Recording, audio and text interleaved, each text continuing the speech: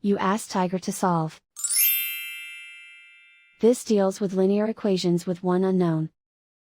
The final result is h equals 1 over 4. Let's solve it step by step. Simplify the expression. Expand the parentheses. Simplify the arithmetic. Multiply the coefficients.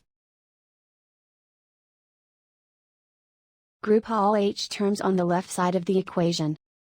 Subtract 6h from both sides. Group like terms. Simplify the arithmetic.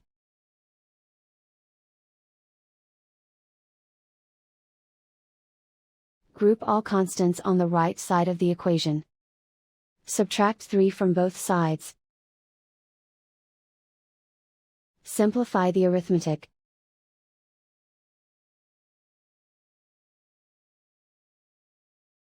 Isolate the h.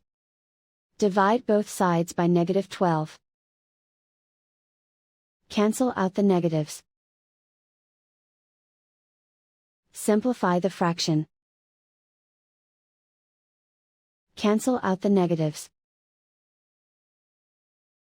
Find the greatest common factor of the numerator and denominator. Factor out and cancel the greatest common factor. And so the final result is h equals 1 over 4.